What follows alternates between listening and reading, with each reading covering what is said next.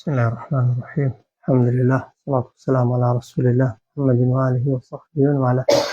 سورة المسد كوتا وشي سورة كي بمعنى طبعا قريسي الليك هال يعني الليك هالندرا وقايم دي إشارة كتير دا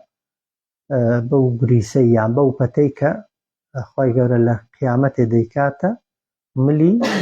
أو آفتك لوقت خويدا أزيتي في غنبري دا صلى الله عليه وسلم.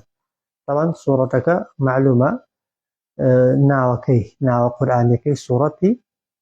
مسدا عندك في دلن سورتي لهب يعني سورتي أبي لهب كباز لناوسوني أبو لهب دكا كأبو لهب طبعا شيء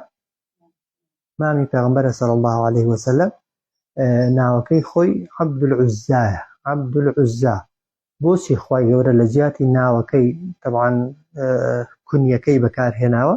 چونك لناو عربان دا طبعا كنية سياتر لناوي بكار هاتوا او يك ودوهم عبد العزى عزايك يقبل بتكانيا خواهي جورا نيجتوا وقدلي ناوي بتكان بخاتناو يا جورا اعترافك بو جورا ناوانا بكات چونك عبداتي بغير خواهي جورا بو هیچ کەسێک دروست نییە. جا هاوی هاتنە خوارەوەی سوورەتەکەی طبعا ئەوە بووە کاتێک کە ئەو ئاەتە هاتە خوارێکە خوای گەورە بە پێغەمبەری فەرمووە ئەنذر عەشیرەتەکە الئەقڕەبین بترسێنە خزمە نزیکەکانت. پێغەمبەر صلی الله عليه وسلم چۆتە سەر تەبۆلکەی سەفا بە دەنگی بەرز هاواری کردووە یا بەنی فەهر یا بەنی عودەی یەک لە تیرەکان کۆ ببنەوە بۆ کارێکی گرنگ. هەموو ئەوانەی گوێیان لە بانگەوازیەکەی بووە چوون ئەگەر کەسەکە بۆ خۆی بۆی نەکرابێ بچێ نوێنەرێکی ناردووە تویانە بڕۆ بزانە محەممەد دەڵێ چی. کاتێک کە هەمویان کۆبوونەتەوە پێیان دەڵێ ئەگەر خەبەرتان پێ بدەم پێتان بڵم لەو دیو شاخەیەوە دژمنێک خۆی حازر کردووە و دەیەوێ بەسەرتاندادا ئایا باوەڕم پێ دەکەن یا باوەڕم پێ ناکەن؟ ئەوانیش دەڵێن بەڵێ باوەڕت پێ دەکەین چونکە هیچ کاتێک درۆمان لە تۆ نەدیوە. ئەوجار تەوان پێیان دەڵێت ئەمن پێغەمبەری خوا و هاتووم ئاگادارتان کەمەوە ئەگەر ئیمانم پێ بێنن ئەوە پاڵاشتەکەتانە و ئەگەریش ئیمانم پێ نەهێنن هاتووم بتان ترسێنم بە سزایەک کە خوای گەورە بۆ ئەو کەسانەی حازر کردووە کە دژایەتی ئاینی خوا و ئەو ئاینەی دەکەن کە پێغەمبەران سەلامی خوایان لێبێ هێناویانە. جا ئەبوو لەهەب یەکێک بوو لەو کەسانەی کە گوێی لە ئەوەکەی بوو گوێی لە قسەکان بوو قسەکانی بەلاوە گرنگ نەبوون گوتی تەبەن لەکە یا محەممەد لهذا جەمەعتەنا لە ناوچی ئەی محەممەد بۆ ئەوەی کۆت کردینەوە. ئەوە یەک و سیفەتێکی دیکەی ئەو ئەبوو لەهەبەی ئەوە بۆ دەڵێن پێغەمبەر صلی الله عليه وسلم کە بە مەکەیدا ڕۆژانە سوڕاوە هەر کەسێک گەیشت بێتێ و تێڕابینی بێ بانگی کردووە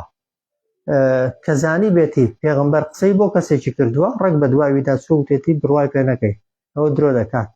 یان ئەگەر بە دەنگی بەرز ئامۆژگاری کەسێکی کرد پێ گوت بێتی ئەمن پێغەمبەر وێتی نا ئەوە محەممەدە و پێغەمبەر نیە و درۆ دەکات و باوەڕی پێ مەکەن. زۆر دژایەتی پێغەمبەری دەکرد صلی الله عليه وسلم و ئەو قسەیەشی ئەو تووکێشی لە پێغەمبەر کرد بۆیە خوای گەورە طبعا ئەو سوورەتەی لەسەر ناردە خوارێ و بەرگری لە پێغەمبەر کرد صلی الله عليه وسلم فەرمووی تەبەت یەدا ئەبی لەهەب وتەب تەبەت یەدا لە ناو چن یەدا هەردوو دەستەکانی ئەبوو لەهەب ئەوە دوعایە ئەوە تووکە وتەب ئەوەش خەبەرە و لە ناویش چوون لە ناویش چوون تەمە خۆ لە ناو نەچوو بۆ ئەو کاتە ئەبوو لەهەب لە قیمەی هێز و لە قیمەی دەسەڵات دابوو. ئەو کاتەی کە بیستی پێغەمبەر صلی الله عليه وسلم سوورەتێکی بۆ هاتووەتە خوارێ و تێیدا هەڕەشەی لێ دەکات و تووکی لێ دەکات ئەمە لەلایەک ترساوە چونکە زانیویەتی پێغەمبەر صلی الله عليه وسلم شتی درۆ ناکات و لە دڵیشەوە زانیویەتی ئەوە پێغەمبەرە بەڵام ڕق و قینەیەک لە دڵیدا جێگیر بووە کە بۆی کە وەباسی کردووە کە محەممەد هەڕەشەم لێ دەکات و وەک دەڵێ لەوەی لەسەر من هاتووتە خوارێ بۆ خەڵکی دەخوێنێتەوە. تەبەت يدا أبي لهب وتب دفرمي لناو بتن دستكاني أبو لهب وتبه ولا ناويشتون يعني واداني كلا ناويش فعلا طبعا هو يكبر لإشارة آماجكاني پیغمبراتي پیغمبري صلى الله عليه وسلم أبو لهب ماتا فجداري بدري شيكر لو شمشير بدستي كوتوا طبعا دستي لبونتوا يعني أزيتيان تيجيشتوا ودواتر أبو لهب طبعا ضلن دواي تنمانجك طبعا نخوش يكي بيسي كشنده دەیگرێت و دەکەوێت و جەستە و لاشەکەی طبعا بۆ گەندەکە دەڵێن نزیکەکانی خۆشی ناوێرن لێی نزیک ببنەوە کە جەنازەکەی بۆ گەند دەبێت بە دارێکی درێژ ئاوا چاڵێک هەڵدەقەنن پاڵی پێوە دەنێن و دەیخەنە ناویەوە کە پێغمبەر صلی الله عليه وسلم چونکە ئەزیەتی پێغمبەری دابوو جگە لەوەی کە ئەو سوورەتە هاتە خوارێ دوو لە کچەکانی پێغمبەر صلی الله عليه وسلم بووکی ئەبوو لەهەبی بوون دوو لە کچەکانی کە ئەو سوورەتەی لەسەر هاتە خوارێ کوڕەکانی بردن لەگەڵ بووکەکانی لە بەرامبەر پێغمبەردا ڕایگرتن ڕووتان لە ڕووی من حرام بێ هەتا کچەکانی محەممەدی تەلاق دەدەن طبعا ئەوانیش لەبەر بابیان طبعا کچەکانیان تەلاقدا و پیغمبر صلى الله عليه وسلم طبعا او دعاء لك اللهم صل عليه كلبا من كلابك و صقق لسقكاني خوتي زال كبسريده واتر طبعا الشيرك كيك كالدرندكان فلا ماري دداتو واتر تشي او نخوشي دبيتو بو شوازي دمره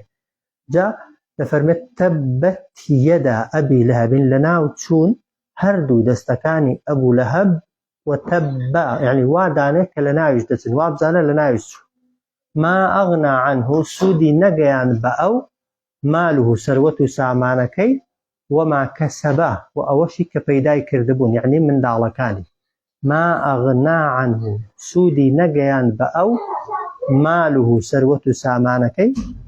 وما كسبه وأو مالو من دالشي كبيداي كردبون کاتێک کە سەگەکە یان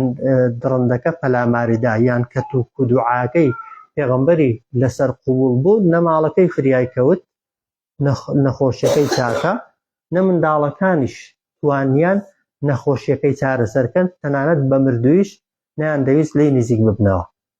ما ئەغنا عنه هیچ سوودێکی نەگەیان بە ئەو مال و سەروەت و سامانەکەی وما كسب أوشي بيداي كردبون أو يعني أو من دالانشي كبرهمي هنا بونو بيداي كردبون زاد فرمي سيصلى لموضوع هل دريتا نارا آجرك ذات لهب كخواني كالبو بليسيكي زورة سيصلى أول الدنيا طبعا دستكاني لناو دسنو فاي قبل لبن ديكوجي سيصلى لموضوع هل دريتا نارا آجرك ذات لهب خاوەڵی کڵپە و بڵێسە و گەرماییەکی زۆرە ئەوە بۆ خۆی وەمڕەئەتوه هەروە خێزانەکەش کە ناوی ئوم کەلثوم بووە یان پێیان گوترا ئوم جەمیلە کە ئوم کەلثوم نا جەمیلە ئوم جەمیلە ئافرەتێکی بتپەرست یەکێک بووە لەو ئافرەتانەی کە زۆر دژایەتی پێغەمبەری کردووە هەندێک ڕق لە پێغەمبەری بووە صلی الله عليه وسلم دەڵێن زانویەتی شەوانە پێغەمبەر دێتە ناو کەعبەی چووە بە کۆڵی چرک و دار و شتی دڕکاوی هێناوە کە دنیا تاریک بووە لە سەر ڕێی پێغەمبەری داناوە بۆی پێغەمبەری بەسەردا بکەوێت و پێی ناڕەحەت ببێ ئەوە یەک و هێندێکیش دەڵێن ملوانکەیەکی زێڕی هەبووە گرانبەهای هەبووە فرۆشتوویەتی داویەتی بە خەڵکی بۆی خەڵکەکە سوکاتی بە پێغەمبەر بکەن و ئەزیەتی پێغەمبەر بدەن بۆی خوا دەفەرمێ وەمڕەئەتوه خێزانەکەشی وەکو ئەبوو لەهەبی هەڵدەدرێتە ئاگر کە خێزانەکەی تاوانی چی بوو حەمالەتە الحەتەب حەمالە یعنی هەڵگری کۆڵ و چیلکەدار بوو جا حەتەب ها بەو دارە ناسکە وشکانە دەگوترێن کە ئاگریان پێگەرم دەکرێت جا وەکو گوتم هێندێک لە مفەسرین دەفەرمون هەر بە حەقیقی ئەو ئافرەتە داری هێناون چیلکەداری هێناون لەسەر ڕێی پێغەمبەری داناون هێندێکیش دەفەرمون ئەوە مەجازە یعنی ئافرەتەکە نەمیمی کردووە، نەمیمی دوزمانی وەکو داری وشک وایە. چۆن داری وشک ئەگەر لە بنداری تڕیش بیکەیەوە ئاگری گەورە دروست دەکەن، قسەهێنان و قسە بردنیش جاری وایە قسەیەکی گچکە فتنەیەکی گەورە دروست دەکەن. جا ئەو ئافرەتە پێ دەچێت هەردوو سیفەتەکەی هەر تێدا بوو بن، هەم ئەوەی کردووە ئەوەشی کردووە. وێ دەفەرمێ ئافرەتەکەشی هەر هەڵدەدرێتە ئاگر لەبەر چی؟ لەبەرەوەی حەمالەت الحەطب، تاوانەکەی ئەوە بۆ هەڵگری چیلکە و کۆڵەدار بۆ ئەزیێتدانی پێغەمبەر یان نەمیمی و دژمانی کردووە. جا دەفەرمێ فی جیدیها دەخرێتە ملی، دەخرێتە گردنی حەبلون پەتێک من مەسەد کە لە گوریسێکی بادراوی قایمی ئاگرین تەمان دروست کراوە و لە قیامەتە پێی سزا دەدرێت. لەبەرەوەی لە دنیادا بە پەت داری هەڵگرتوون ئەوە یەک، یان ملوانکەی ملی فرۆشت و ئەزیەتی پێغەمبەری پێداوە صلی الله علیه وسلم، خۆی گەورە بە تعزیبێکی هاوشێوە دەیکوژێ. فی جیدها دەخرێتە ملی، دەخرێتە گردنی حەبلون پەتێک من مەسەد کە لە گوریسێکی بادراوی قایم دروست کراوە کە بەبێ گومانی تەمان گوریسی بادراوی قایم کە لە ناو جەهەنەمێدا بێ و خۆشی ئاگرە و گەرمە ئەو ئافرەتەی پێ سزا دەدرێت. صلی الله علیه وسلم.